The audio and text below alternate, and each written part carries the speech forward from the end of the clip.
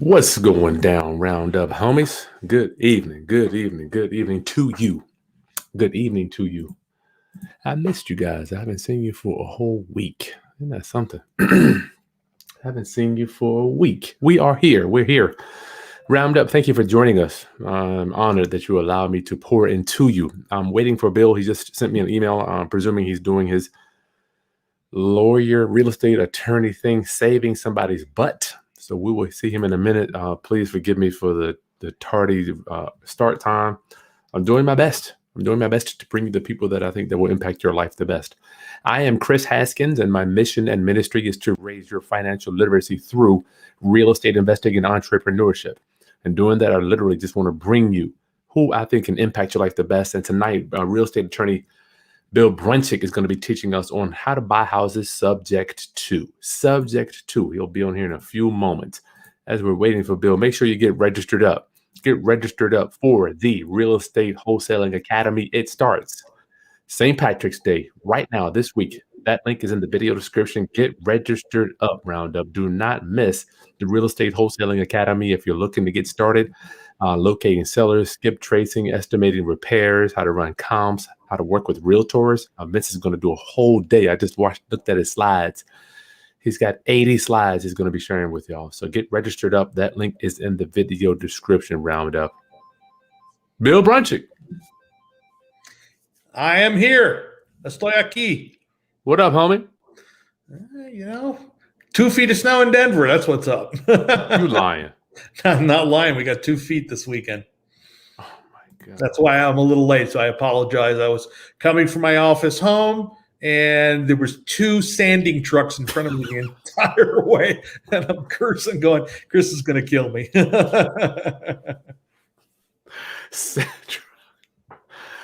2 foot. It's like 70 degrees here yesterday. Yeah. Well, it's going to be 60 tomorrow, so that's spring in Denver, Snow, 60, 60, 60, snow. Really? Yeah, that's just spring in Denver.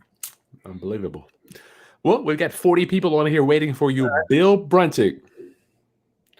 Guys, the real estate strategy, or I will call it a tool for your toolbox that we will be talking about tonight, is how to buy houses subject to the existing finance.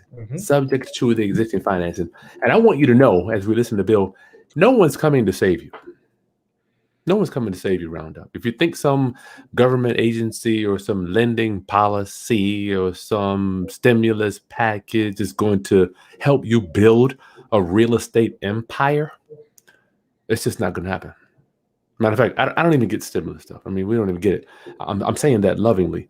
Roundup, nobody's coming to save you. So it's up to us to take the necessary steps with the knowledge that we're given that was held back from my people for so many years. So right now, this knowledge and wisdom, I'm sharing it with you.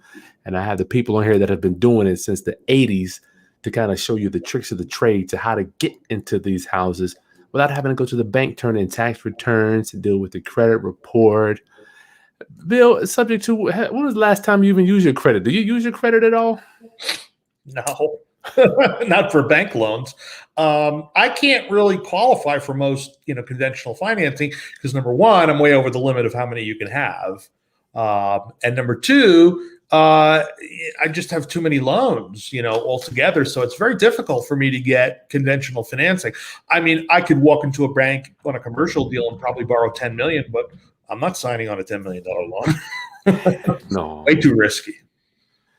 Well, I guess my point, once again, y'all, if you think that you're going to go out there and sign at a lender to go help build your real estate empire house by house, yeah, for you're going me, to down payments or you're going to run out of credit. It's just the name of the game, y'all. Yeah. Same game. So tonight, we're going to get your questions answered. We're going to go over this strategy with Bill. He's been doing it forever. And if you have questions, please get them in to the chat. And members' questions will be answered first. There's a little link there. You can join to become one of our members. It helps me keep content cranking out. And it shows me that you love me as we pass 75,000 subscribers and 6 million views. I'm honored to share with you. Very impressive. Well, thank you. Seems like this a year ago or so, you were 35,000. I've been cranking, Bill. Good for you. Cranking, congratulations. Man. And good for all the people who subscribe. Yep. You got a great thing going here. Yeah, thank you, brother. So, Bill, let's get started, man. How's the subject to? Where did this craziness come from? Well, it started. I mean, people have been doing houses subject to for 60 years, maybe more. Mhm. If a person wanted to sell a house, they could say, well, I have a loan. You just give me X dollars for my equity and I'll deed you the house and you make the payments. That's the way it was for years until interest rates spiked in the late 70s, early 80s. If there was existing loan at 5% or 4% and market rates were 14 at some point there, the lender doesn't like that. And they started putting restrictions in the mortgage or deed of trust that says if you transfer it, we can accelerate the loan, but they don't because interest rates have been relatively flat for the last 25 years. And thus, these days, if you take subject to a loan, it's not illegal, it's not a crime, it's not even a breach of contract because it's not your contract.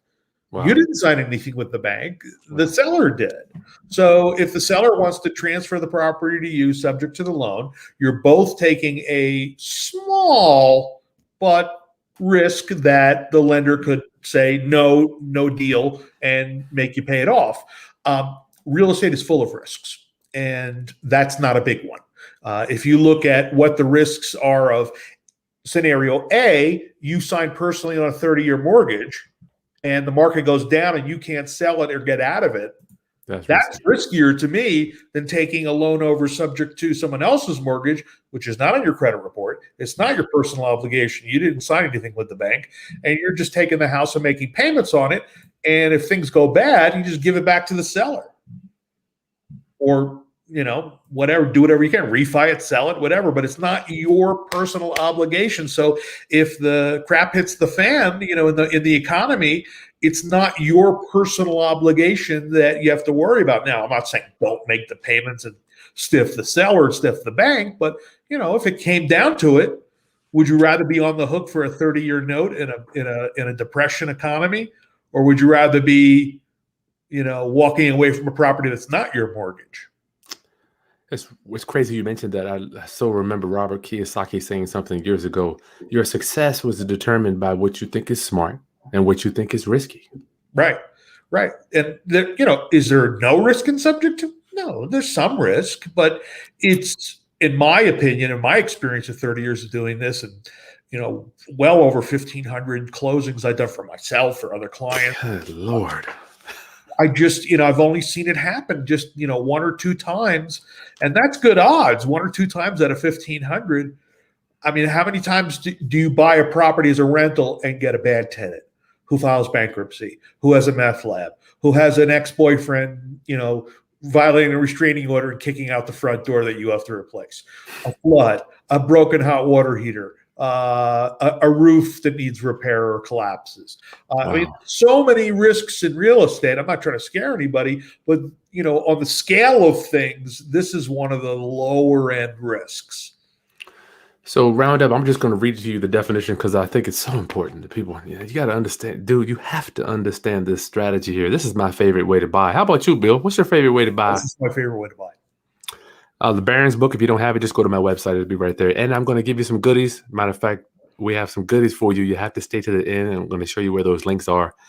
Giving away the Bill's docs and going to give you a code for his trainings.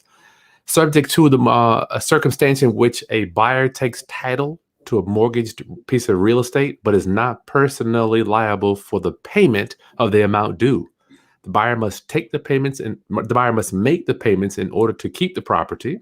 However, if they default, only the buyer's equity in their property is lost.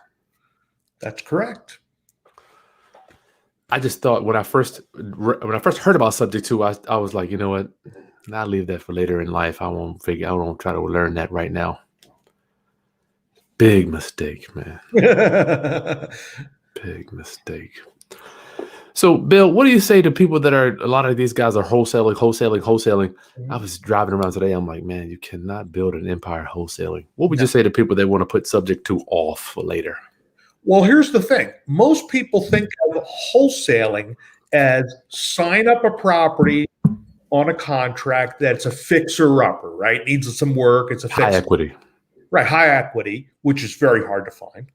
And try to flip that or assign that or wholesale that to another investor who's going to fix it and sell it, or fix it and rent it. There's just so few of those in this market. It's really hard to find a fix and flip with enough room. But there's plenty of people who are not making payments, don't have a lot of equity, but are willing to walk away for nothing or a few bucks, that have a 3.5% mortgage that you could take over subject to and rent it out for positive cash flow. So, or if you're a wholesaler, just assign that to another landlord. That statement right there, if you're watching, if you're a wholesaler, I just broaden your pool of potential properties to put under contract by 3 times. And the back end buyer, who's another landlord usually, there's way more landlords in this investing market than fix and flippers. So your pool of assignees, so to speak, on the wholesale deal has just expanded 3 or 4 times. So don't be just thinking cash deal, fix and flipper, wholesale. Look for creative deals where you could put a property under contract. The seller agrees to sell subject to, maybe with a little cash for his equity, and then you assign that contract to a landlord who pays you money. Those, as a matter of fact, those are my favorite, because those are the guys that have the money. Yeah. Just an example, Chris. If I had a property that was worth, let's say, 200, okay, and the seller owed 180, and the payment was all inclusive, PITI, $1,200 a month, and that could rent for $1,500. Would you take that deal? Yeah, that's a smoker. That's a smoker. It's $300 a month, $3,600 a year. Would you pay me for that deal if I had an assignment, $4 or $5 grand? I wouldn't think twice about it. Yeah, you wouldn't think twice about it. Yeah, so I'm buying a house without going to the bank. Exactly. That's what I want. I want you guys to understand, that buying these houses subject to. Well, let me ask. I'm gonna let Bill. Bill, I want you to know what type of qualifications are when you go to buy a house subject to. What qualifications do you have to go through? None. It's whatever the seller and you agree to. So if he's got equity, he may want a little cash for the equity. If he's got very little, in the example I described, worth 200, owes 180, that's no equity, because if he sold it with a realtor, he'd pay off the mortgage. There's nothing left, right? So the seller's really not expecting anything. Maybe it's the kicker to get him to move. He doesn't have enough money to move. So maybe you get him a couple of grand moving money. It's still worth it. $2,000, take over a payment on a property that's in perfect condition, rent it out for $300 or $400 a month cash flow. Sweet. I'd do that all day long. So are you telling me that there are investors out there looking for properties that they can't necessarily qualify for loans themselves, and we could sell? We have to obviously get trained on the magic words to use and the documents, but we can then sell that stuff to them and kind of help them fill their pipeline too. Yep. I've wholesaled more deals like that than cash deals in my lifetime. And I've had more people wholesale to me deals like that than any other. I'll give you an example. I had one of my students bought 2 condos subject to, didn't give the seller any money, and he rented them out. And he showed me the deal. You know, he needed a little help with the paperwork, and I helped him through it. And I said, this is a nice little deal. He gave the seller no money. About a year and a half later, he calls me up and says, I'm moving to Florida. Remember those 2 condos? Do you want this deal? Wow. I said, what do you want? He said, give me $1,500 for each one. Wow. $3,000. So I gave him the $3,000. I rented them out. And here's the great thing, just by my discussion earlier. I never met with this seller, so I never promised him anything. You never even, so you were taking this from somebody else. Right, from another investor who took it subject to from the owner. So I never met the owner, right? Unbelievable. I had it for about 4 or 5 years, and then it got to the point in the market. I don't know if those of you who are watching remember this, but around 2005 or 6, when banks were offering, 0 down, no qualifying, all you have to do is, walk in, you can get a loan. The rental market died because everybody went from being a renter to being a buyer, right? So we had 15% rental vacancy. So the rents went down on this property, and I started to go negative on them. And then other problems developed with the HOA. Then the fees went up, and I said, these are losers. I can't do this anymore, right? So I went back to the seller. I got this number from the middleman investor, and I called him up and said, you don't know me, you never met me, but so-and-so who bought these properties to you sold them to me.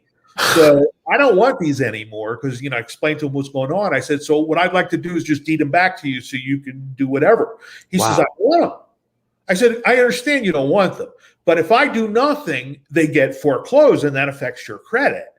And he says, listen to me, I don't want them. I said, listen, I'm going to try one more time. Call up the bank, negotiate a loan modification or a short sale, or just do something.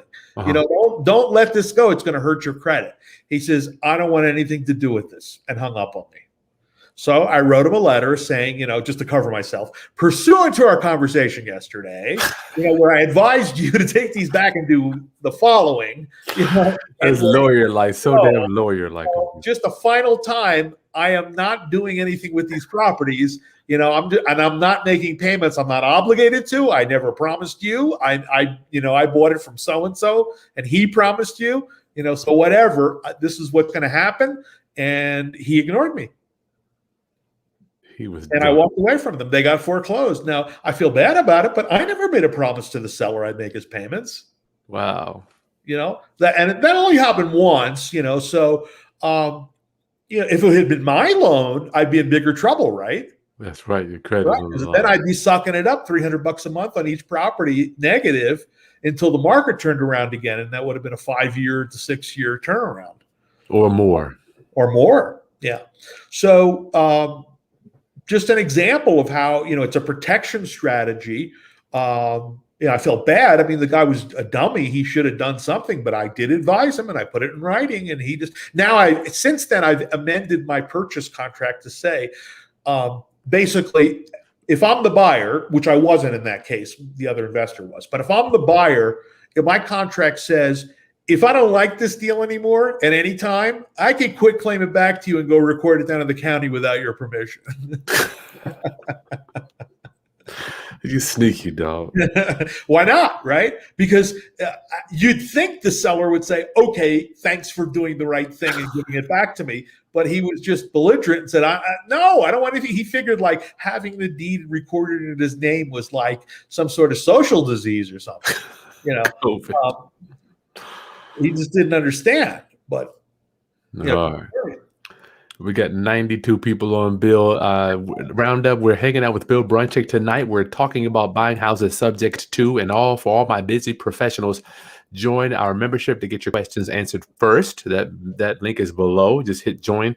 And if you want to go ahead and get rocking and rolling, Bill is going to give us 50% off of all of his training, including the subject to stuff.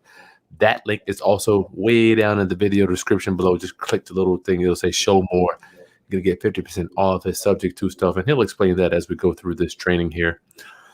Roundup, you showed up. You're showing up. 95 people. Bill, tell me about the mindset of the seller coming into these deals. Because a lot of even people that I'm dealing with, they're like, why would a seller do this?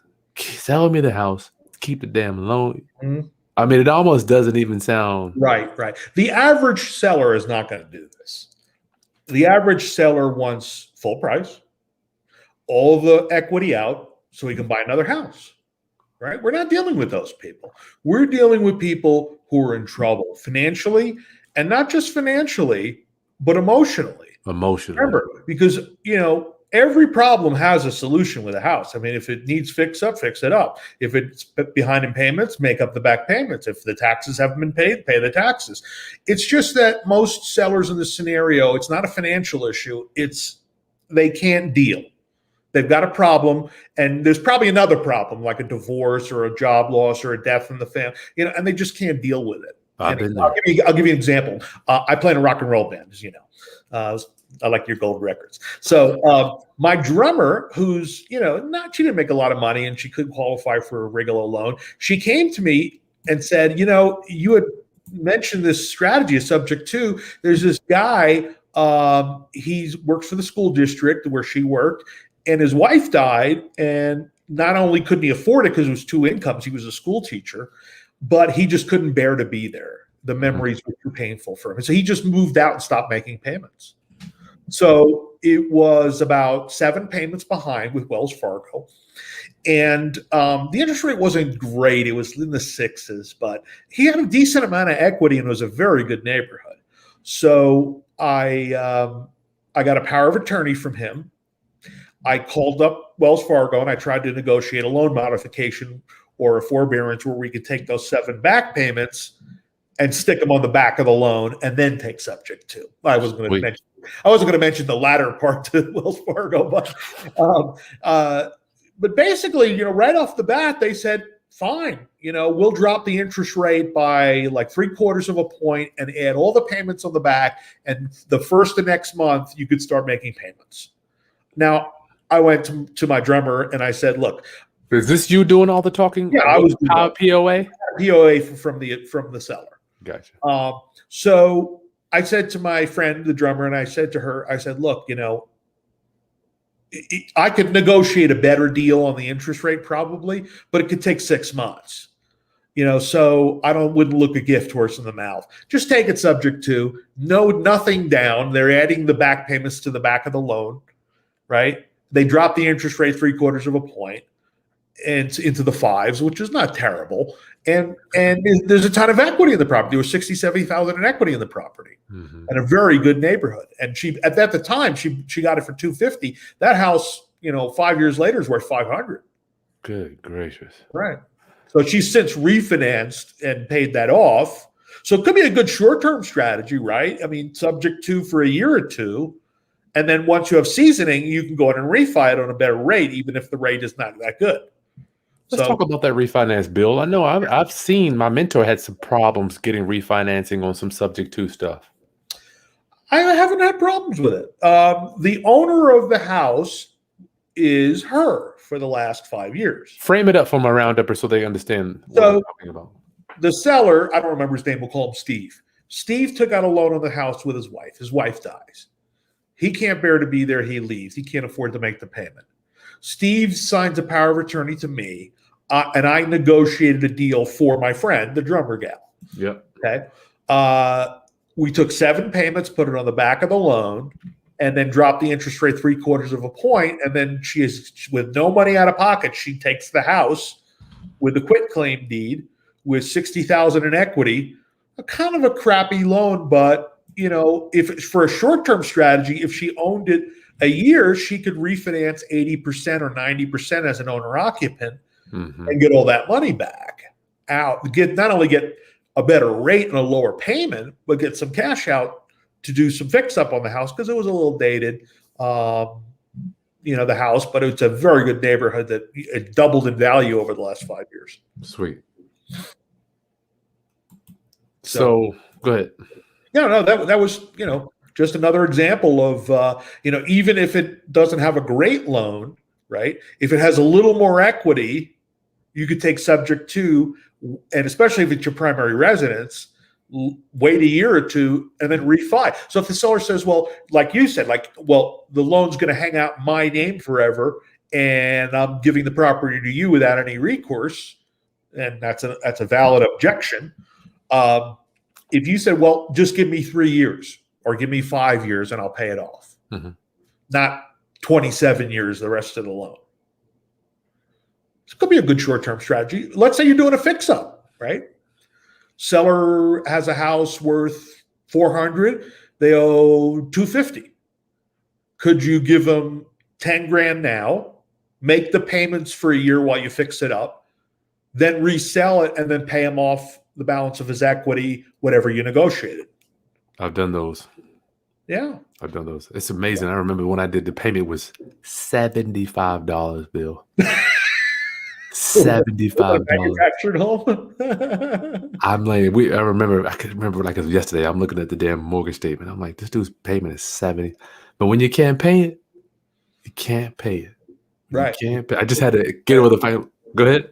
Right. If you can't pay it, you can't pay it. And that's what happens with a lot of sellers. That was a prime example. The seller was just couldn't pay it and then emotionally distraught. That's a formula for a motivated seller. I've And he been was there, man. happy about it. He was thrilled that we were doing this. I don't think until you're in a position where you've got a monster mortgage payment coming at you, and I don't even think it's the debt. I just think it's that damn paper coming and the calls and just like until you're in it. My mentor lost 12 It's to the 13. mental torture of it too, just to get rid of a problem off your plate. I'll give you an example. I was stupid enough about 26 years ago or so. I had been doing real estate a couple of years. I had some properties and I was doing very well. And I just got married. And I said to my wife at the time, I said, why don't we open up a restaurant? Oh, really? What kind? Yeah. It was a coffee shop, coffee house type place up in the mountains. And the idea was we were going to set it up. We bought a place up in the mountains and we were going to live there for the winter, get it running, and then move back to Denver and then rent out the place as a ski house, and would come up like every other weekend. We have a manager and some local employees. Oh, it didn't work out very well. Ski bums are not reliable people. So we went to sell it, and I remember listing it for. I had a lot of money into it, so we listed it for like $85,000. So we got an offer. 85,000. Is that low or high? That's low. I mean, it wasn't really an established restaurant. It was only 2 years old. I mean, not even a year and a half at that point. So it wasn't going well. We're like, this is a miserable situation. So we put it up for 85,000. We get an offer immediately for like 75. We're like really thrilled, and that buyer backs out. No, actually, I forgot to tell you one thing. Before that, someone walked in and said, I'm looking to do this. I'll give you 25 right now cash. 20. I said, get the hell out of here. And I'm not even going to counter that offer. Okay. So the 65 comes in. The 75 comes in and he falls out. We sold it again for 55. That fell out. And after 3 or 4 months, we're really motivated. So we call up the lady with the 25 and go, are you still interested? So you see, I know how it feels for a situation to really wear on you, because I was going back and forth between Denver and this place like every week, and people weren't showing up. Every time it snows, the ski bums go, oh, I got a cold, I can't show up for work today. Really? So, yeah, because they want to ski. That's the whole idea of being a ski bum. So I know how it feels to say, starting off, no, I want what I want. And then, several months later going, I'll just take anything. I think, well, how much get this problem off of my back. It sucks, man. But such is life. Yeah, such is life. And I think if you're in this business, people are like, I've never taken a loss. I'm like, you ain't been in the business long enough. Well, people think subject to is such an outlandish technique, but think about it in the context of a divorce. In divorce, husband and wife maybe own a house together, right? Both on the mortgage. And in the divorce settlement, let's say husband deeds the property over to the wife after the divorce with an agreement that, like, let's say she's going to refi it within 3 years, right? So husband deeds the property over to his wife. He's still liable on that mortgage, and he has no ownership interest in the house anymore. Yep. She, after 6 months, loses her job and can't make the payments. Mm-hmm. He's not a lock. He can't get the house back. He gave it away, and it's still liable on the mortgage. So it's not that unusual. That scenario I just described happens every day of the week. But most divorce lawyers aren't smart enough to understand that you're really putting your client on the hook if you deed the property over to the wife and you're on the mortgage but not on the title. That's right. People do it. I want to say thank you to our members. We've got Rosalind Lambert here. Hey, Rosalind, how you doing? We got a question from one of our members, Bill. If you don't mind, I'd like to get to my members first. I know they're busy. Sure. Question, how do we handle insurance? Will the home be handled? Would you keep the existing policy and get a new one, Bill? Okay. Jasmine. Hey, Jasmine. Jasmine's got a wonderful smile. I'm telling you, Second of all, ideally, you'd like to keep the existing policy in place, because remember, you change ownership, that policy is now void as to the former owner because he doesn't have an insurable asset, and you don't have a contract with the insurance company, so there's no insurance. Now the lender's still covered if it burns down, but your equity in the property is questionable. All right, so There's a couple of ways to do it. One is you can call up the existing insurance company and try to get it changed over to show you or your company or your trust, however you take title, as the new owner. Might run into a snag for a couple of things. Number one, that lender may, remember the original policy was probably a homeowner's policy because the seller was living there. Now Owner it's occupied. the landlord's policy. It's a different type of policy. And that insurance company might not write those policies. So you'd have to go outside to another lender, cancel that policy, and get a new policy. Now, the snag with that is, number one, a copy goes to the lender, so the lender has real notice that the property's been transferred. It's not like they have people down at the county checking deeds.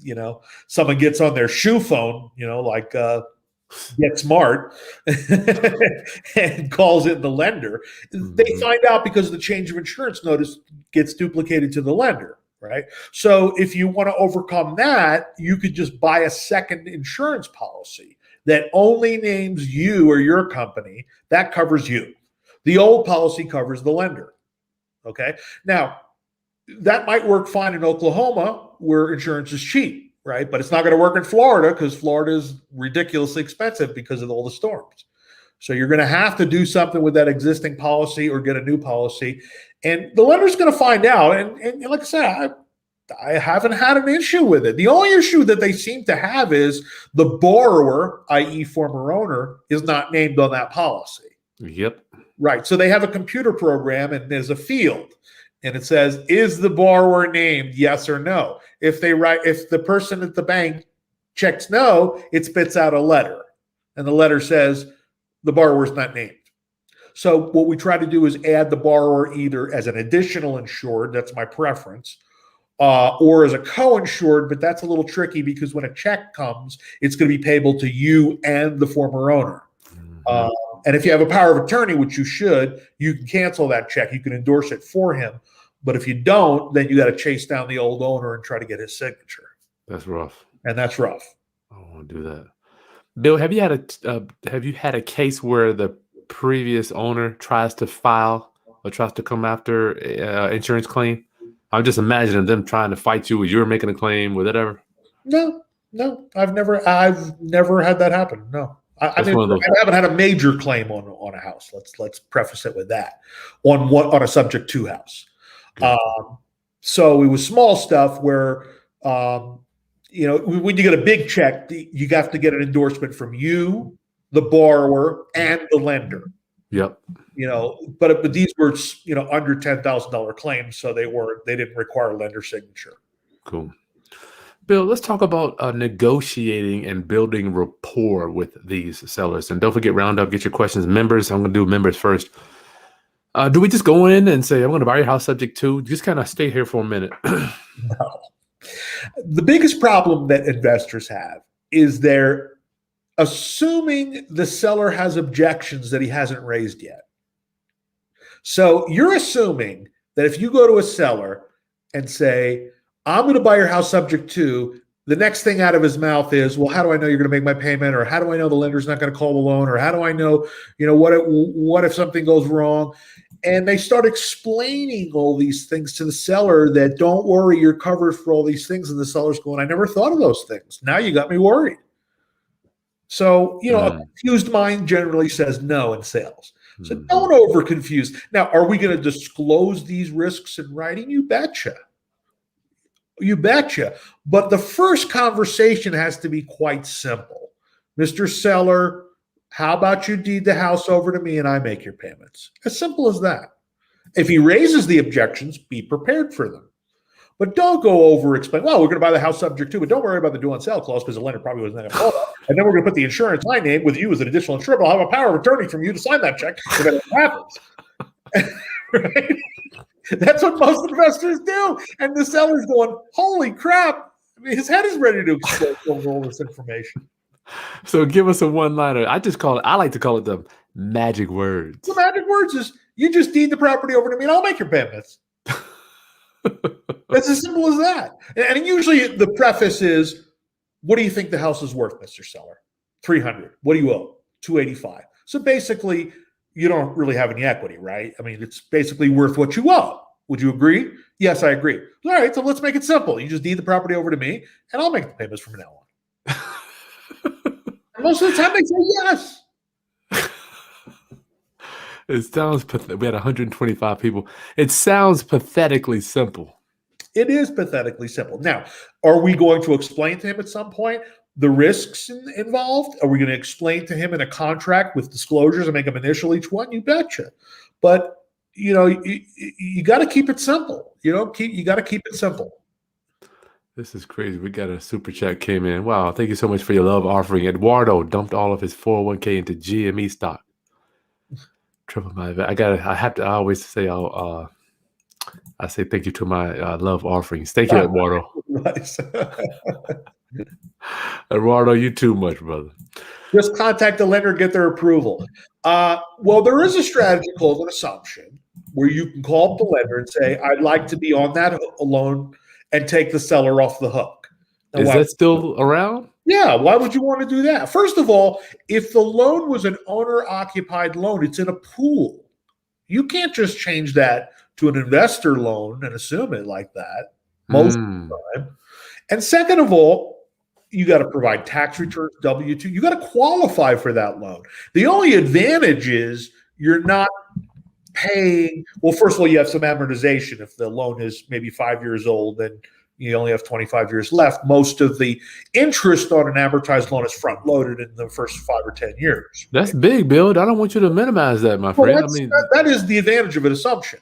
And then usually you don't need an appraisal, or if you do need an appraisal, depending on what type of loan it is, you're going to pay for the appraisal, and you usually pay an assumption fee, and you avoid all the junk fees that a lender charges up front for a loan. So there are advantages to it, but on a single family house, let's say it's a VA or FHA, you can't assume that as an investor. You can't assume that. And why would you want to? Why would you want to be on the hook as if it were your loan that you signed for and take the seller off? That may be what he wants, but there's other ways around that to satisfy a seller. I do not want to be on my loan, Bill. No. Now, if it's like, for example, I was under contract for an apartment building. Okay. Mm-hmm. It was a $2.4 million price. The loan was a Freddie Mac $1.4 million at like 3.25%. And it was assumable. Am I going to assume that with all that equity? Of course I am. Okay. And then we were going to give the seller a second for his equity in the form of a note, right? But Freddie Mac said no seconds. So. Oh, you couldn't put a second on it? No, they wouldn't let us do it. Round up with Bill Bronchick. Go ahead and use that coupon code 2021 for half off of Bill's subject to training. That link is in the video description. Bill, what comes with the subject to training, and all this stuff's for half off too? So, by the way, right. Go ahead, Bill. The subject to training, it's video, audio, workbook, and most importantly, the contracts and legal forms. Docs. So, the training is pretty quick. I mean, it's not like 18 hours of training. I mean, it's pretty straightforward. I go through it step by step. I go through the contract and how to fill it out step by step. You have all the forms, the disclosures, everything you need there.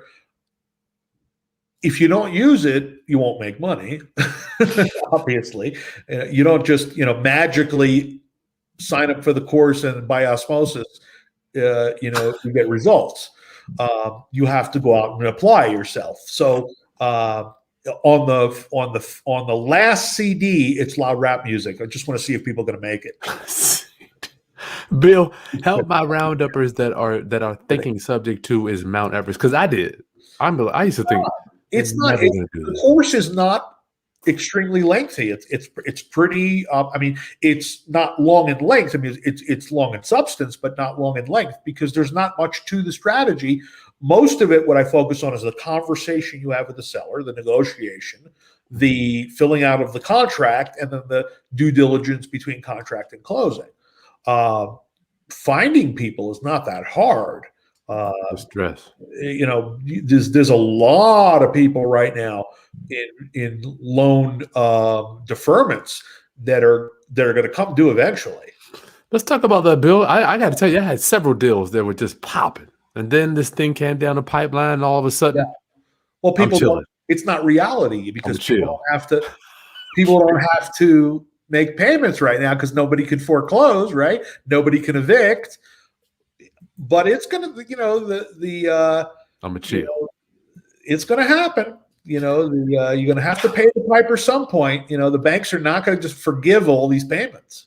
I want to know your opinion. Give me a second. Welcome to our new membership, DS Wisdom. Thank you for becoming one of our new members. We appreciate you for supporting the Roundup channel. Thank you so much. Bill, in your opinion, you've been around here forever. You're a dinosaur in this business. How do you see us coming out of this thing as all these forbearances, they're coming? Well, I think we're going to see not this year. I think this year is going to be just like last year. Prices are going to go up because there's no supply, right? No supply. No supply. I was scared to see what your market is out there, dude. It's insane. Last year, my market went up 10%, and this year, 12%. So I had a rental that I've had for a long time that I bought for like $80,000. That's now worth like $350,000. And it's been kind of a headache because it's a bad block. And so I'm going, maybe it's time to sell. And then I get an email from my favorite broker saying, 10% was the appreciation last year. We're expecting 12% this year. So I did the math on that. I said, well, if it's worth $350,000, I can rent it for a year and then sell it for $35,000 more next spring. And I honestly, I don't think by next spring anything's going to change. By second quarter of 2022, I think we're going to see those forbearances turn into foreclosures and short sales, and then we're going to see some more opportunities to buy. And we're not wishing. I want people to know. Listen, I'm not wishing any ill will on no human, on any human. The markets go up and they go down. They clean themselves up. They get muddy again. I mean, it's just part of just the economy. It's part of it. Right. Sun Tzu, The Art of War. Out of chaos comes opportunity. It's crazy. So there's going to be chaos and there will be opportunity. Now, are we taking advantage of people? No. No. Every seller I've ever taken a subject to with thank me profusely. Because what's the option besides me? Let it go to the bank and get foreclosed? You ruin your credit for a long time if you do that. I'm finding a seller most times is 3 or 4 payments behind, making up the back payments and then continue to make them on time in the future. What am I doing for their credit? I am improving their credit. If they let it go to the bank to foreclosure, their credit is shot. So they're very, very happy about the idea that I'm going to take care of their problem. Yeah, they walk in, especially if they go from, my thing is, look, you're going from getting no check to getting a check at closing. You're going to get money at closing. Right. It's almost like, hold on, you said I'm a, although I've had people in subject twos pay me sometimes. Yeah, I don't know if they're ready for that one, though, Bill. Well, think about it. This was a while ago. Remember when they were doing 120% loans? I do. Remember that? Called negative loans. Right. So I had a couple of people who just like refied and pulled all the cash out, and they owed exactly what it was worth, sometimes a little upside down. So I said, look, you just got 40 grand now. Why don't you pay me 5 or 10 and I'll take it over? Sweet. And they did. Sweet. My saying with that one is, how much do you have to make this deal work? Right. How much do you have to make this deal work? Y'all give me a thumbs up for that one. I love that one. Ms. Smith, how much do you have to give me to make this deal work? And just shut up. You know what? I signed a contract today. One of the hardest things to do, Bill, is just shut the hell up. When you're in the house, they just want. I'm like, Chris, just shut up. Just right. When you made the sale, shut up. It's like the car dealer, who sells you the car, and you're like, I'm sold. And they're telling you as you're filling out the paperwork all the great things about it. You're like, listen, you could do nothing but blow up the sale. Shut up. I said to today, it was rough, man. I'm listening. Anyway, I don't want to I'll tell you all about that one later. Round up. Get your questions in quickly. We got Bill for a few more minutes here. I have to get questions for my members too. Members questions first. Art, I saw you had a question, Art. What's your favorite way to find these subject to deals, Bill? 3 ways. Number one is we mail to non-owner occupied or absentee owners. You can buy that information online. Just go to it's a website right there, Kris Property Data. You can get all that stuff. Yeah. So that's one way. A second way is calling, believe it or not, especially now in today's market, there's a lot of frustrated landlords. So The you go COVID on exception. Craigslist and see where all those landlords are for rent, and call them. And chances are they've had a pretty bad and miserable experience with a tenant recently because you can't evict anybody. That's So right, a lot man. of motivated Rough. landlords out there who are dying to get out of the business. That's rough. And number 3 would be not as fun, but you could cold call FSBOs, for sale by owners online.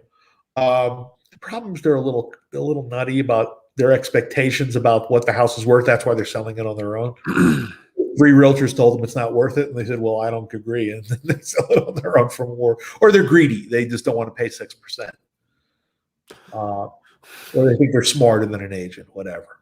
Yeah. Well, Art, I'm telling you, one of the lists that I'm really staying on. I'm staying on it. I didn't get a lead from the first time. Is multiple mortgages. Multiple mortgages. In my opinion, when you have a second and a first. Exactly. I was just going to say that. But You could buy lists of people who have it's right on PropStream. Yep, right there. 80% loan to value first with an interest rate of no more than 4 that has a second mortgage as well.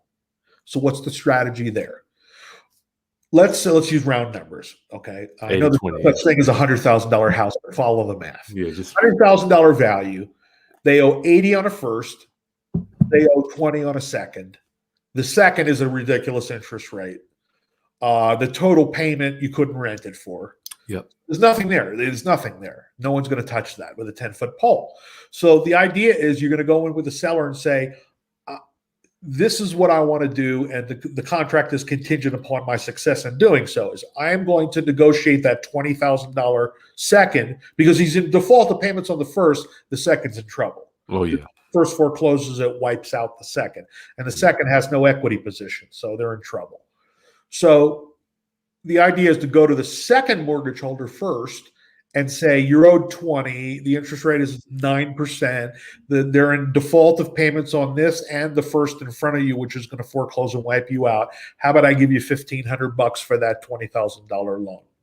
And I know that sounds crazy. It's a very small number of the dollar, but believe me, they take it. They take it. So if I could pay $1,500 to remove the second mortgage in its entirety, get it off the property, and then maybe a couple of grand to get the first back in business, for the back payments. Now I've got a $100,000 house with an $80,000 first mortgage at 3.5%. And I paid $1,500 plus maybe, I don't know, another $2,500 to cure the first. That's $4,000 plus some closing costs, maybe $5,000 total. I got $20,000 in equity, and I got a property I didn't have to qualify. I think a lot of my rounduppers is going to think that that's a lot. But Bill, let me ask you, my philosophy is great deals are made. They don't make themselves. Mm-hmm. So I want you to just help them understand that you're not just going to fall into, you're going to have some wisdom and some moving parts to put this stuff together. Yeah, more advanced strategy. I wouldn't start out your first subject too on one of those. Here's another good list, by the way. VA mortgages. Because number 1, they're low interest rate. Number 2, there's really low much equity. And number 3, nobody puts any money down. VAs. So, VAs are veterans, and veterans tend to move often. Unfortunately, it puts a lot of stress on the family. They tend to divorce a lot and move. So, they're going to ruin their credit, same as anybody. If you can step in and say, listen, I'll make up the back payments and maybe give you nothing, or maybe give them some walking money. Gene, Bill, I got to get to Q&A. But Gene, one of our members, thank you. I have an attorney and title company. Good for you, Gene. Good. You've got all of my docs. What kind of deed do I use for subject to? Or will the attorney and title company decide that? Quick claim. Well, the only exception to that would be if you're buying title insurance. You can't. The title company usually requires at least a special warranty, if not a general warranty deed. I don't think it matters because, if you get a quit claim deed or a warranty deed from the seller and the seller didn't disclose a lien that came up and something went wrong, the seller's broke. I mean, what's the difference? You got to pay it anyway. It's not really going to matter. But if you get title insurance, they usually require a warranty deed from the seller. Yeah, warranty deed, y'all. Just get the warranty deed. Let the title company or attorney Let Right. Bill, yeah, let them do it. Don't. I know you get my general warranty. By the way, this may sound a little odd, but you don't always need title insurance on these transactions. Now, if you're putting up a lot of money, let's say if there's equity and you're putting up 20 or 30,000 to buy out their 100,000 in equity, you definitely want title insurance. But in my previous example, a VA loan, the property's worth 300 and they owe 295. What's your risk? You don't have any equity. Nothing. You're Nothing. putting up probably little to nothing. And the only reason you're taking it subject to is because the payment is lower than market rent. You can rent it for positive cash flow. Mm-hmm. So, you want to do a title search and make sure there's no other liens. But what's the risk of not paying for a title policy? Very slim. Now, if you're a beginner, default on the conservative side, always go through a title company, get title insurance. But at some point, you're going to realize, wait a minute, I'm only putting up $1,000. There's no equity in the property. What's the worst that can happen? About $1,000, right? Yeah, I think people, Bill, there are like determining factors of how you take this stuff and what you apply, what you don't. There's a lot of meat. I have this whole thing. I won't go into it now, but there's a big difference between a lot of meat on the bone, nothing on the bone, how you take it. Right. So there is no one size fits all. No. Gene Boykin, thank you so much, my friend, one of my members. Thank you for the love offering. Thank you. Thank you. I'm honored to serve you guys. DS Wisdom, do you think using direct mail is still wise, Bill? Things are changing with that. Yeah, I think so. You just have to be very, very good at it. You don't want to send number 10 envelopes that are typed with metered mail. That's junk.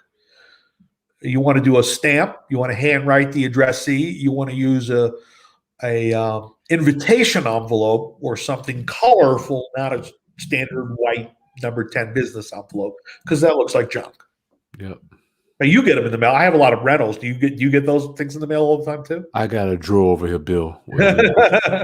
Stacked. I save the good ones. If I see something, you gotta save them. Yeah, the ones that are really effective, good like postcards or mailers. I go, this is a good one. I'm going to save this. I'm going to save it. You got to be a student of junk mail. Junk mail type things that are not very good that I just throw them out. Bill, Nate wants to know he's got a potential sub to $24,000 behind. Yikes. I've got some money, but I don't have 24,000 money. Right. Any creative ideas? Several options. One is the example I talked about earlier, where I got a power of attorney from the seller, called the lender, and negotiated with the parents to put that $24,000 on the back of the loan. That's one option. If they won't do that, or you don't have time, let's say foreclosure's coming up, get a partner. Get a partner. It depends how much equity there is. I can't in a vacuum tell you whether putting up 24 grand cash is good or bad. Yeah. Depends on the equity, how good the deal is, what the condition of the house is, what you plan to do with it. I mean, if you're just going to flip it, then you put 24,000 on a credit card. That's what I was going to say. Or go to Fund and Grow. I put the link to Fund and Grow in the video. Or what is that called? Upstart, I think, is another one. And then there's Lending Club, and they're depending on your credit, 8 to 18% interest, but it's only for a short period of time.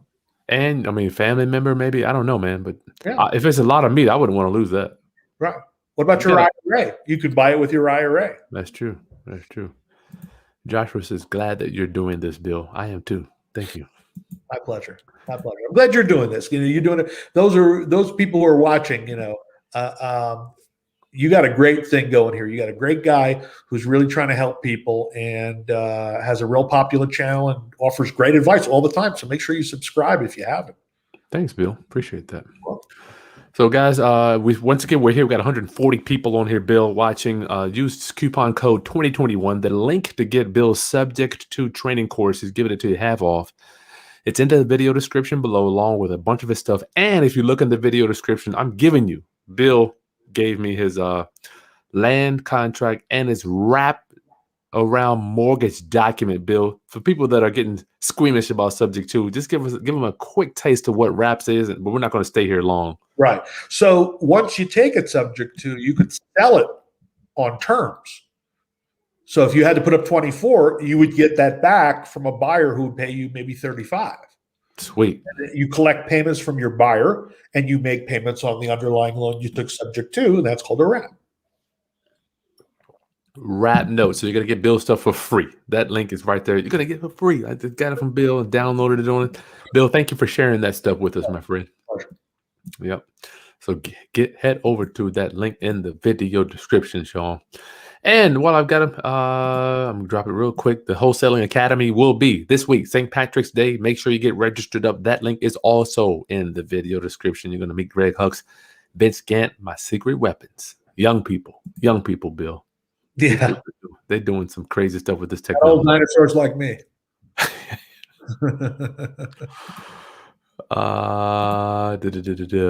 Bill, thank you so much. I can't believe it's 2 feet. You ain't got nowhere to go. Shit, is everything still open at 2 foot of snow on the ground?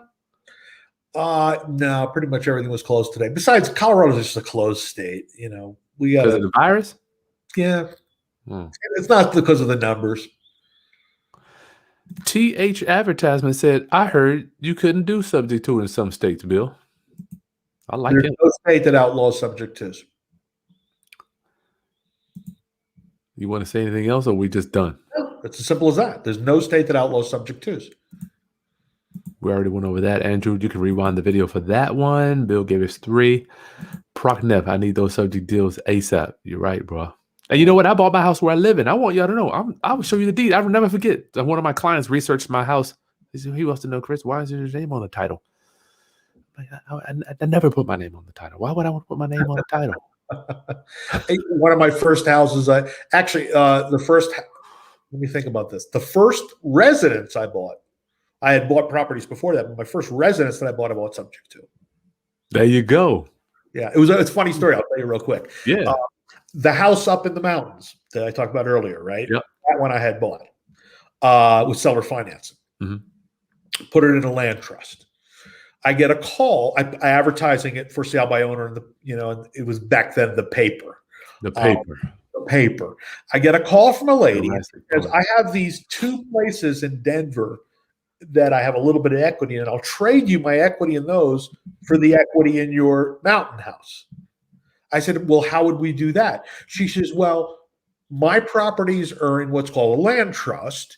You put your property in a land trust, and then we'll exchange the trust ownerships back, swap. The beneficiary interest. In yours for mine. I said, so I'm wow. Like, I've done this 100 times. And I said to her, that's really interesting. Where did you learn that? She goes, this is attorney Bill Bronchick. I went to a seminar. So you're talking to him. She goes, you're kidding. I go, no, this is me. So we did it. Get out of here, Bill. With the contract I used is in my land trust course. So we trust, and we swap beneficial interests. Now I want my roundupers to know that is the easiest way to sell a house, but you still got to holler to IRS, though, right? Yes. So I still reported it, but the deal was she pays off my loan in 5 years, and I pay off her loan in 5 years. Sweet. Okay? She refied my property after 2.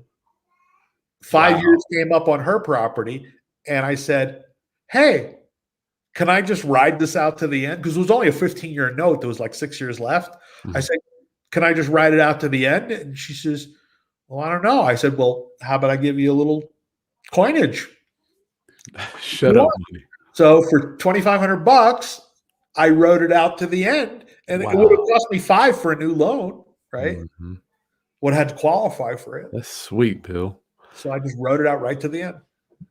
I don't think they're ready to go into transferring the beneficial interest tonight. However, you could use this code for Bill's land trust course as well. Yeah, it's in there. I have a description of the deal, and I have the forms that I used.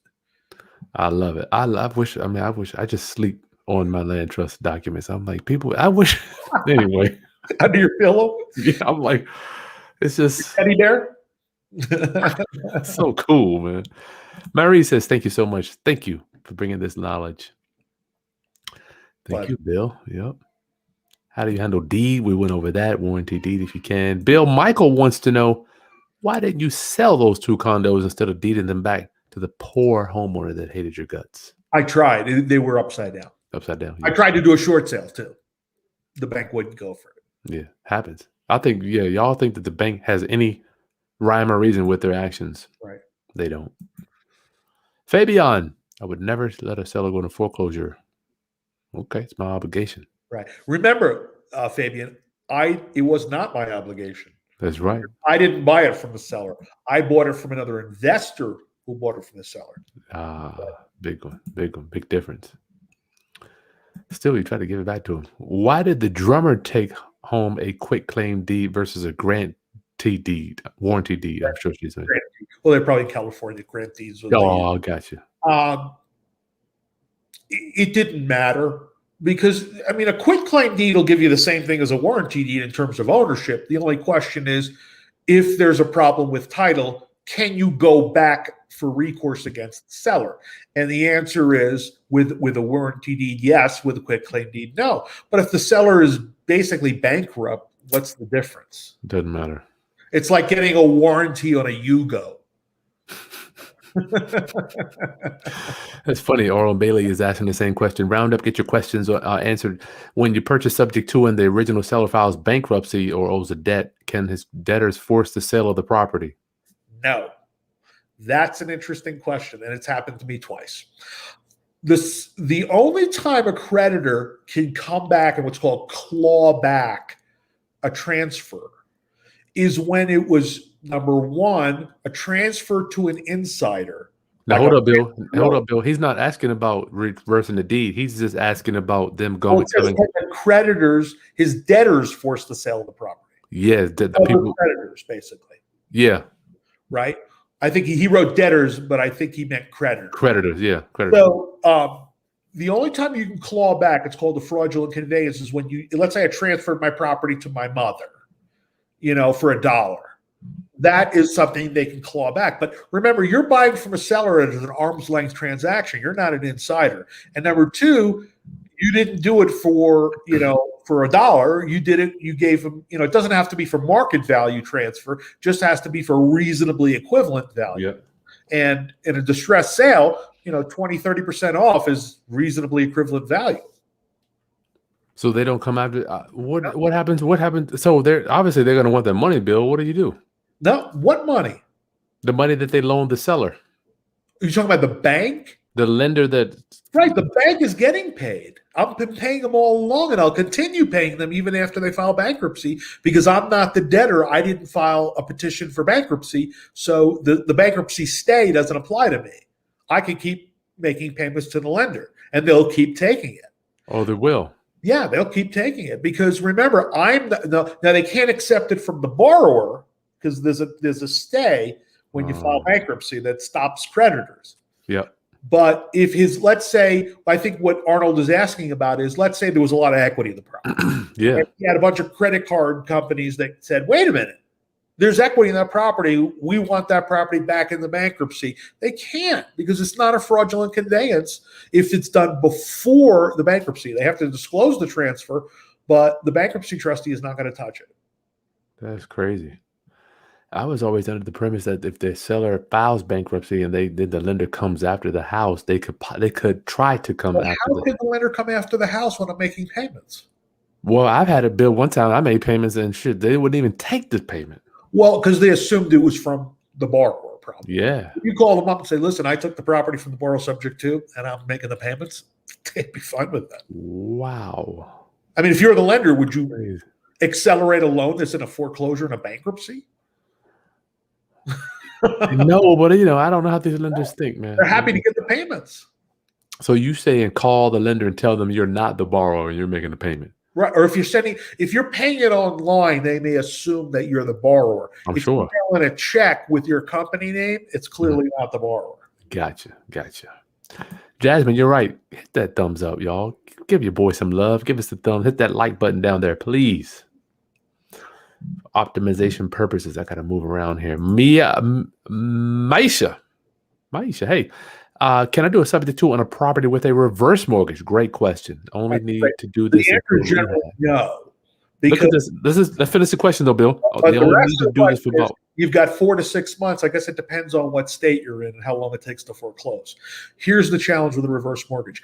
The reverse mortgage is due when the borrower leaves the house, even if he doesn't sell it. So if he goes into a nursing home, the lender is going to call that loan due right there. If you take it subject to and the seller moves out, boom, they will call that loan due. That's an exception to the general rule.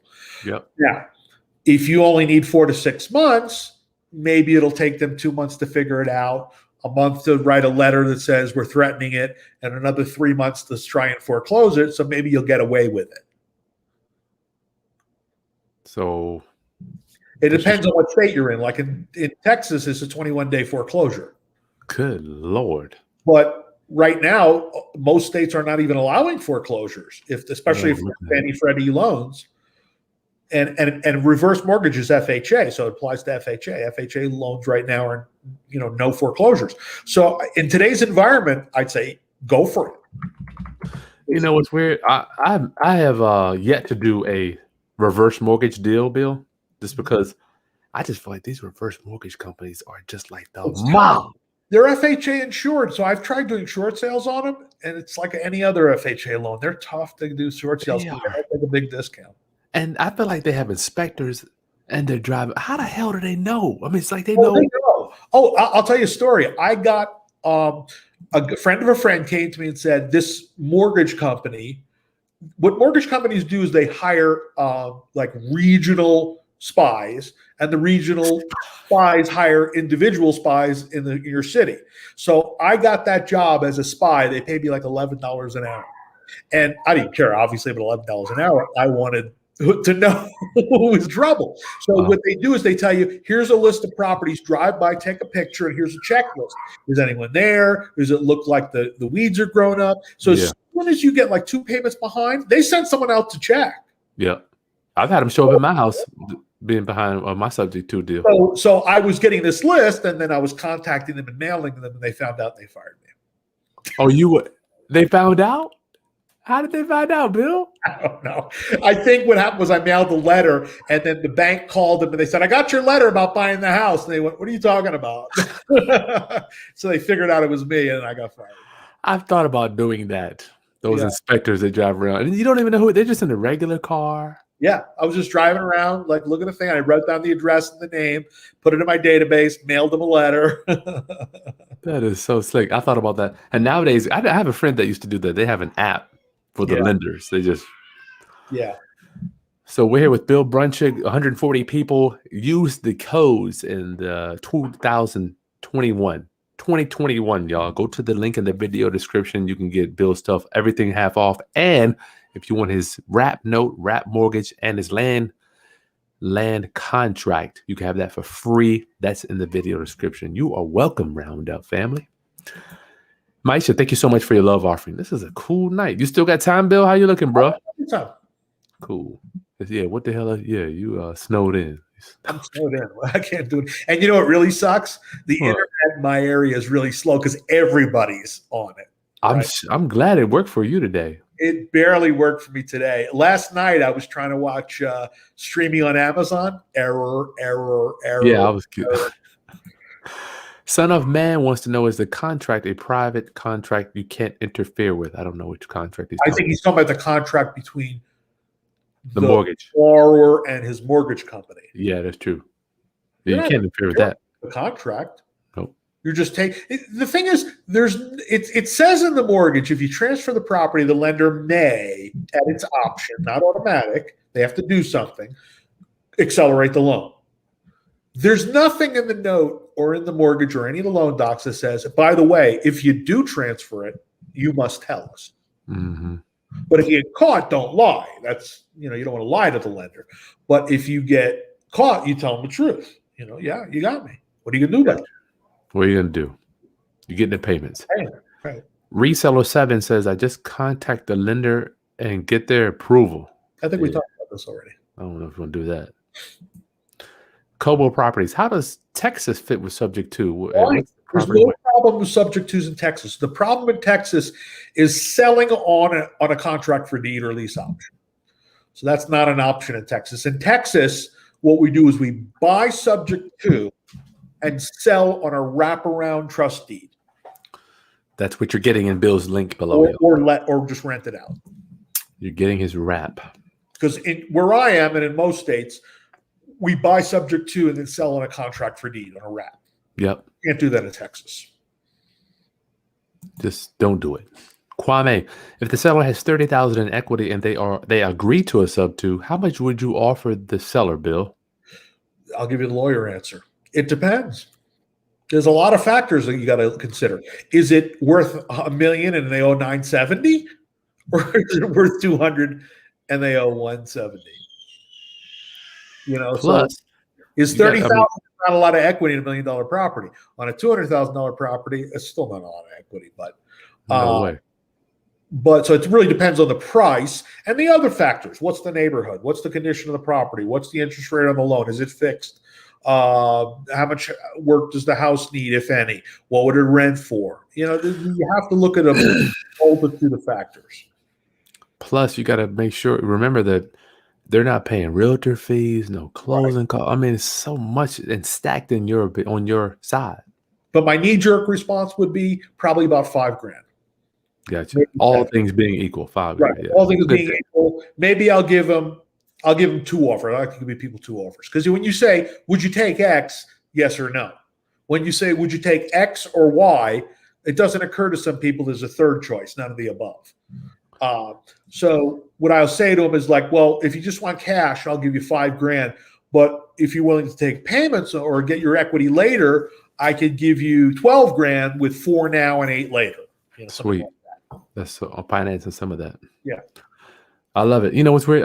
The 3 offer thing, Bill. I remember Ronald Grant said, Chris, you give people 3 offers, their heads are going to be spending so much they don't even realize they don't have to take 3 offers. And I said 3 offers is too many.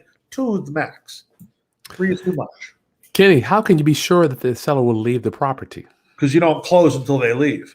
And if they are going to stay beyond the closing, you escrow enough money with the title company to penalize them. My contract says it's $100 a day. So if the seller says, well, I need to stay 30 days, then we're going to escrow like $3,000 or $4,000 to make sure we have security for that. Yeah, don't be like me and letting the seller, giving them time. Now, I'd rather just push the closing out and let them leave at closing. Yeah. We talked about that reverse mortgage thing. Yep. Paper chaser. Nice picture. Can you explain wraparound deal to me in layman's terms? I think we did that already. He said it like a 2-year-old. Okay. Mama, buy house. Papa, sell house. We did paper chaser. I'm sorry. You can rewind it. He went over that one. Unless you want to do it again, Bill. I don't know. I'll give you just a wraparound. Just means you're collecting money on a loan and paying an underlying loan. So like you collect rent and pay your mortgage, you're collecting interest. Same thing. That's what a wrap is. Different paperwork. Yeah, different paperwork, different terms. You're collecting mortgage payments. You're not collecting rent. Let's do this, Bill. I'm going to give her the link to the video we did together. Yeah. Got to do that. Roundup. I'll give you the video Bill and I did specifically for this. We did a wrap around mortgage video together. Yeah, we did. Because I feel like I can break it down for the 2-year-olds and Bill can kind of stretch you on that legal part. Let me find it real quick because I think that's wrap. How to buy houses? Here we go. Paper chaser. This is your lucky day. What I'm going to do, paper chaser, here's the wrap video. I'll put it in the comments. Wrap mortgage video. Paper chaser. There you go. Oops. Copy. Shoot. All right. Paper chaser, you're in luck. So if you go to the comments to the chat, and then I will put it in the description too after this. So you have it. Matter of fact, I'll go ahead and do that now. Why not? Let me do it now. Video to wrap mortgage. I didn't want to cover wraps tonight, Bill, because I think that needs to be compartmentalized on its own. Just kind of security. Kwame, how do you structure a deal when the seller has over 50% equity in the property and has a few years left on the loan? Good question. That's an excellent question. So I would say you give them 2 offers, right? So the 50% equity for maybe 30 to 40 cents on the dollar cash, or if you don't want to put up all that money or the seller won't take it, you offer them a note for part of it, most of it, and some cash at closing. And part of the discussion with the seller is, what's your plan? How much do you need? What's your plan? How much cash do you need right now? And if you can get away with 5 or 10 now and a note for maybe the rest of it, right? Not all the equity, you're going to get some discount. But I might do it for 0 interest, right? Mm-hmm. It depends on what I think I can resell it for, or what I can rent it for, or what's my back end strategy. But it would be either cash at a major discount on the equity, or maybe 70% of the equity in the form of some cash and a note. Always try to get finance. Maybe do without interest or payments when you resell the property, when you refinance it, or some date down the line. Kwame, always, if you can, try to get financing. Right. And if they only have a few years left on the loan, I might be willing to pay more for the equity, because in a few years, your cash flow is going to improve tremendously. Let's say you kept it as a rental, right? And you had this $800 a month payment or something like that. In a few years, your cash flow improves by $800. Yep. So it may be worth paying more. That's true. That is true. CHI Group LLC. I bought Bill's course last year for full price. I actually structured a subject to deal a few months later and assigned it out. Signed it to an out-of-state investor. I literally did exactly what Bill said to. I literally said exactly what Bill said to the seller. Right. Good for you. Congratulations. So this stuff does work. Bill didn't. Full price. It doesn't matter if you use it, right? It doesn't matter what you pay for the course if you use it. So Bill, this person really is saying that you might be doing something that's real true. That really does work. You think? Does that really happen nowadays? I didn't even know that. Welcome, DS Wisdom, to the Roundup membership. Thank you. Hey, Kwame, can I sub to deal structure through a self-directed IRA? Oh, man. Absolutely. Yeah. Absolutely. Got that. Gene from Sioux City. Yasha, when do you negotiate the second mortgage? After you buy it or before? Do you need a POA? Before closing. I negotiate the second. I get it in writing that they're approving the short on the second, and they give me a certain amount of time, and I have to close within that time. So then I bring that letter to the title company. They know what to wire to the lender for the payoff of the second, and then we take the first subject to and go on our merry way.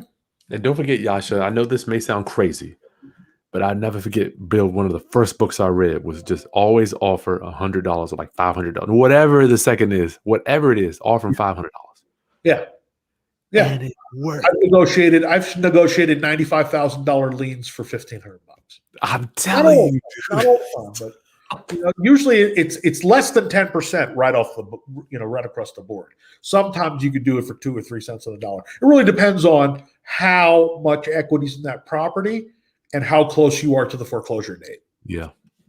The last one I did, I offered them $1,000 and they came back at $2,000. And the total loan was $34,000. So there you go. And it feels funny. I got to tell you, it feels funny knowing that the shit is 34 and you're like, here's $1,000. I know. Well, to them, they're writing it off anyway. They probably already written it off, right? Yeah. So Yasha, I'm sorry I had to stay there for a minute, brother, because I want you to know the truth, dude. The truth. King Lee, how would you handle a subject to deal with a lien on the house? Good question, man. You mean a lien other than the mortgage? Other than like a judgment or something, Bill. That I negotiate later, probably. It depends on what I'm doing with the property. If I'm going to resell it, then I do deal with it early. If I'm going to keep it as a rental, who cares? There's no payments on a judgment, right? And in fact, the judgment accrues interest, but the longer that judgment's out there, the less they're going to be willing to take for the judgment, right? So let's say there was a judgment for whatever. Let's even an IRS lien, whatever. The longer it's out there, the less money that creditor is going to take, even though the balance increases. But King Lee, what I would do is I'd probably take subject to with the judgment, and then sometime down the road, negotiate that judgment off. Yeah, give them a call. Free money. Rental for 10 years. I'm in no rush. I'm telling you, my first time, Bill, we just negotiated a child support lien, so it can work. King C, but Bill didn't say this, but you are buying it with that judgment. Yes. I want him to understand that judgment and whatever judgments. Mortgage and subject to everything else that's on there. There you go, King C.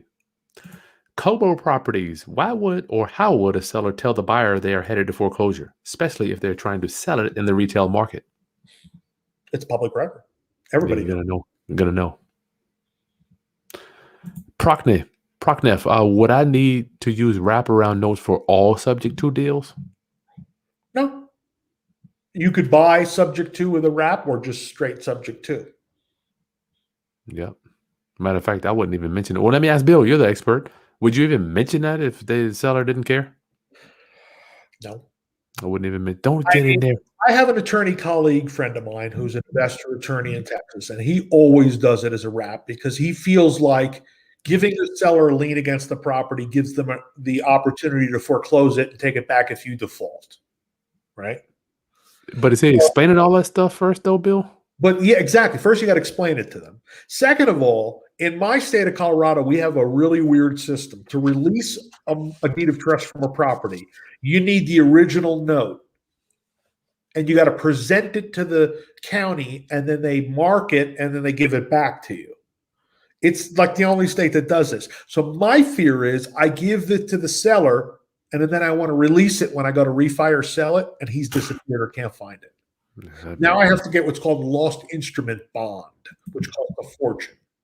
What is that?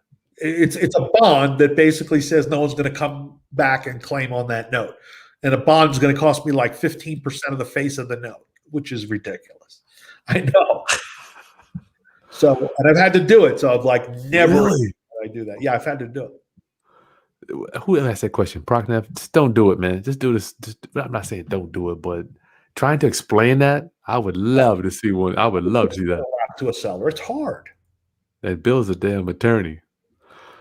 Gene, the knowledge we're putting together is exactly what I needed. Yeah, our blessings will continue. Thank you, Gene. This guy is world class. Gene Boykin, thank you for being one of our members, my friend.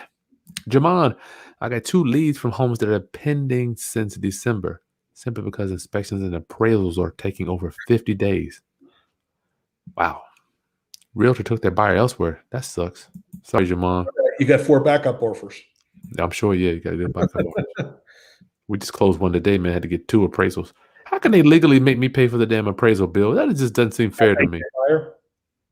Yeah. Yeah. Seller pays for the appraisal. No, the second one, not the first. The appraisal, yeah. How do they do that shit? Well, what happens is when the appraisal comes in, I don't remember what triggers the second appraisal for the time of deed. They said it was under 90. The seller was entitled less than a certain amount of time. That's 120 days, I think. 120 days, right? So they have to be entitled at least 90 for an FHA loan. If it's between 90 and I think it's 1 year or 120, I don't remember. There's like a sliding scale. If you look it up on HUD's website, I don't remember off the top of my head. But if it's been more than 90 and less than a certain amount of time, you require a second appraisal. Yep. It's crazy. So anyway. Gwen, I have the creative finance from Bill. Is there more sub 2 than what I have? Is there anything else, Bill? There's a little more in the subject to course on subject to than in creative financing course. The creative financing course covers subject to, lease options, wraps, and some other stuff. Wow. The subject to course is about 50% overlap. Gotcha. It's like if you just want to learn subject to, get a subject to course. If you want to learn multiple strategies, get the creative real estate financing course. If you already have it, it's a tough one. I mean, I would say there's enough in the course that would be worth your while if you picked up 2 or 3 tips that you didn't understand before. It's worth it. It's not a terribly expensive. I'm offering 50% off. $400 only a few $100 for the course. 153 people here. Round up. Thank you so much for supporting us. We've got a few more questions. Use the coupon code 2021. I don't know if I showed you this, Bill. Check me out, man. Make sure I'm not gone yet. I'm just letting you see. That's nice. Make sure you subscribe to the channel, y'all. You know what I thought that was when you first held it up? What? A sign stapler. You know what a Oh sign? yeah, the joint where you put it up in the air. You put it up in the air and you snap it Crack onto it. the telephone pole. Sign hammer. That'd be cool. Subscribe, y'all. People to subscribe. Yeah, man. What are we doing? Oh, the link also for Bill's rap notes that is in the video description as well. I'm giving you guys a lot tonight.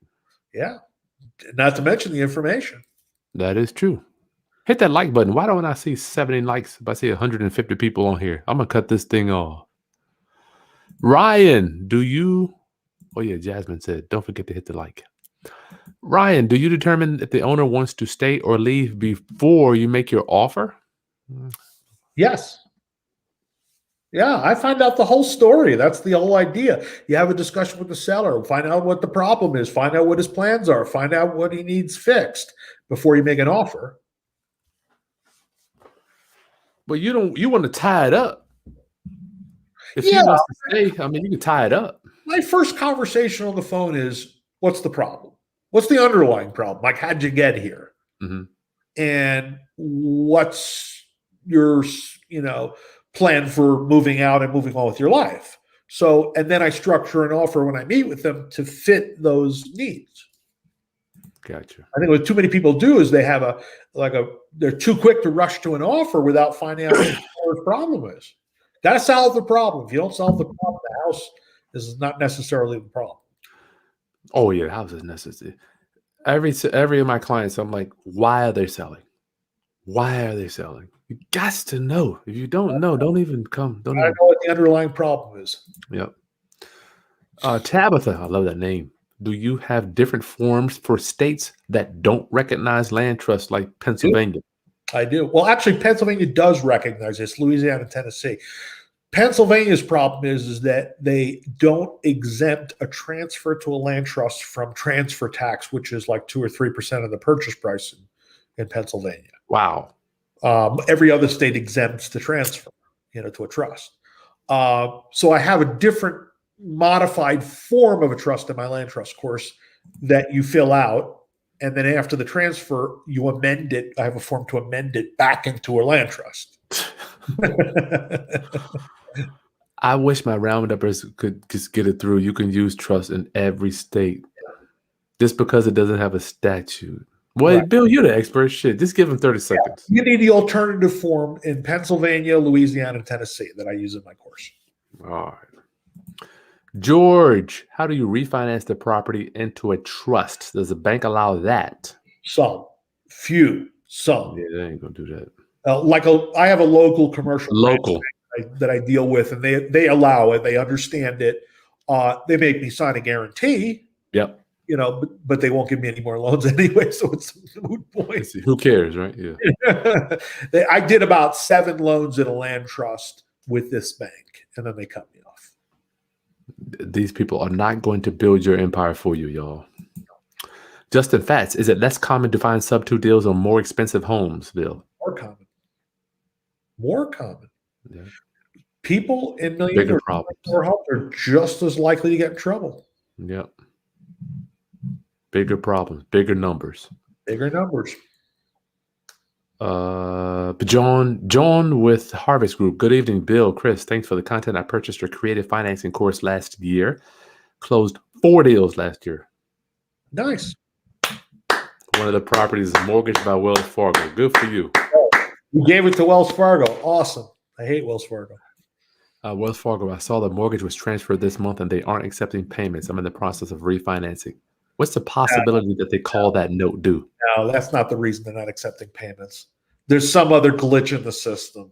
You know what I found out? I had a late payment that they wouldn't let me make payments. Right. And then what happens is a lot of lenders like Wells Fargo, big ones, as soon as your one payment you miss, they transfer the loan to another servicer that specializes in workouts. I wonder what the problem is, Bill. Maybe you can reach out to you, send them an email on that one. Yeah, send me an email. And maybe you have my course, you have my email. Send me an email. Let's see if we can diagnose the issue. Oh, they're not taking payments, Bill. They just transferred it this month. Oh, that's why they haven't even uploaded the... Well, we're saying maybe the new servicer is not taking it. Yeah. Well, I wouldn't... Email me. Me. Bill, would you tell them not to sweat? No, I wouldn't sweat it. I don't think they're accelerating the loan. That's not the reason. Nah. Yeah. We got a question from one of our members. Bill, any real estate attorneys in New Jersey you recommend? I don't recommend New Jersey. I'm just kidding. I've been in every inch of New Jersey. I'm from New York. Oh, So, Lord. yeah, when I was in college, I had a job as a shopper for 7-Eleven. Like a private? Yeah, like a private, like you go and buy something, then rate the store. Yeah. It was a great job. I love that job. So they gave me New Jersey. And you have to hit it on all 3 shifts, the 8-hour shifts, at your leisure twice in a 1-month period. So I got to work whenever I wanted. And Jersey Shore, there was like 15 of them. So I'd stay at a hotel, wake up late, go to the beach, go shop some 7-Elevens. I got to keep everything I bought that they paid for. It was a great job. I love that job. Secret shopper. 7-Eleven in New Jersey like 6 times. But I'm sorry, I don't know any attorneys. I know a lot of 7-Elevens in New Jersey, but I don't know any attorneys. What is a secret shopper? Mystery shopper. Mystery. Sandra, does the RAP and land trust doc work in all 50 states? Especially crazy in my state. Especially in New York City, it does. I'm from New York City, so I practice there. It does work there. I hate it when attorneys are like, you can't. There's no Yeah. Marie, how difficult is it to refinance an owner finance note? Thinking about if the seller owes it free and clear but doesn't want to hold it long term. It's not hard to refinance an owner finance note at all. No different than any other mortgage. Shit, I don't think the lender, would they even care? They're going to see a note and write a check. Write a check, exactly. Jason, you guys rock. Keep it up. Thank you, Jason. Thank you, my brother. Kalesia Thompson. Did I do that? Probate property. The bank was notified of the death. Can you still do a subject to on the property? Right, because what if one of the surviving heirs was going to take it? They're allowed to do that. And the lender cannot accelerate the loan on the death of the person except for a reverse mortgage. If someone dies and leaves it to a spouse or kids, they can't accelerate that loan. Yeah, the family has the option to satisfy it or keep paying it. Yep. So instead of them keep paying it, you keep paying it. There you go. I've got subject twos. The guy died years ago. I'm almost done. Chris Burt, sub 2 at IRA is the awesomeness. That's true. I have many in my IRA, and it's a good deal. I would love to do. Maybe we'll do a training on IRAs, Bill. Luther, we talked about this already. Go ahead and rewind it. Bill gave us 3 ways to find these deals. We talked about another one too. Get Bill's rap notes in the video description as well, y'all. Christina, thank you so much for the info. Does the course include all the documents we will need? Yes. Come on, y'all know I wouldn't let y'all go down the road without that. That's your tools. Maya, thank you for... Are you one of our members? No, I thought you were. Does Bill take clients in Maryland? Unfortunately not. As an attorney, I can only practice in states which I'm admitted. That's Colorado and New York. Gwen, can you please describe what are the properties to put what are the steps to put a property in a land trust? Who sets up the land trust? A title company or a lawyer? Good gracious, Bill, you can stay here for an hour. I can cover in 10 seconds. Oh, okay. Dang, my bad.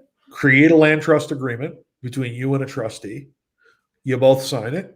You fill out a quit claim deed or a warranty deed, however you grant deed, whatever state you're in, bargain and sale deed.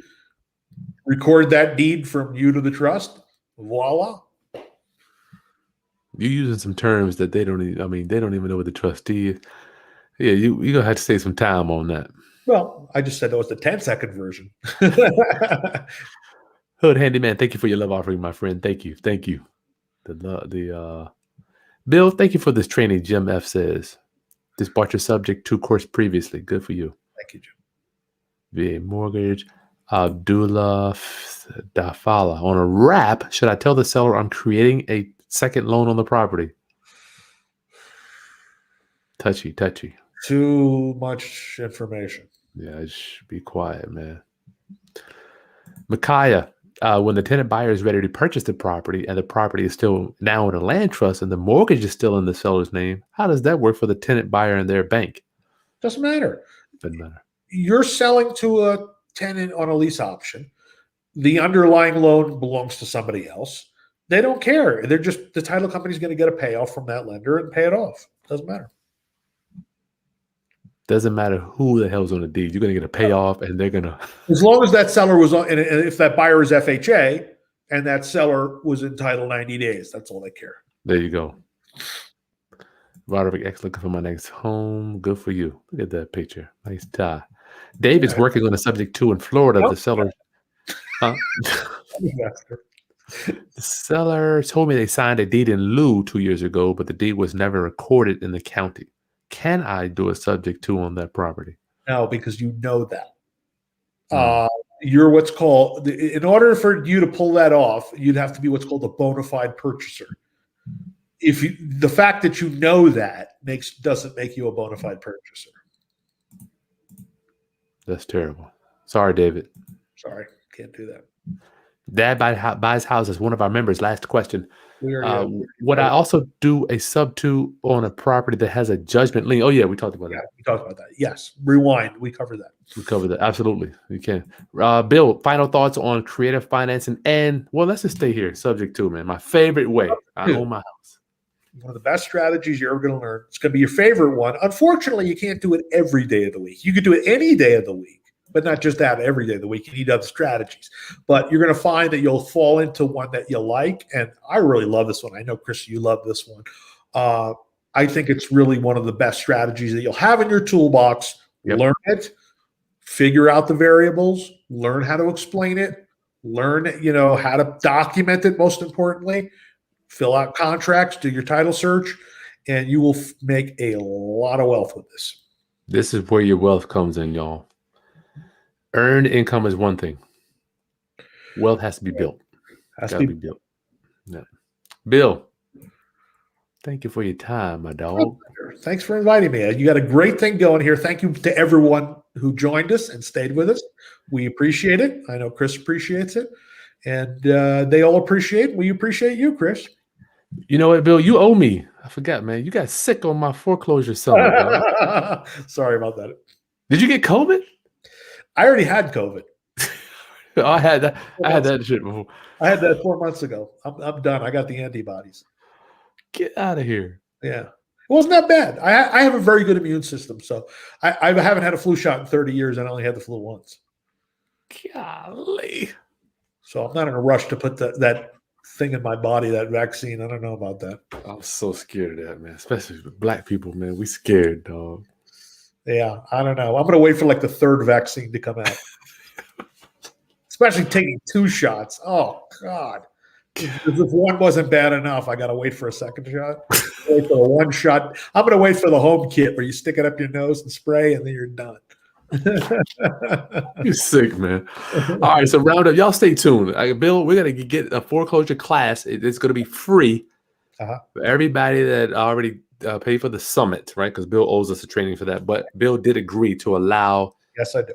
people to pay a small fee. It's going to be a take a gas or something so you can come and hear the legalities of foreclosure. I'm telling you, you best to learn foreclosures now, right now.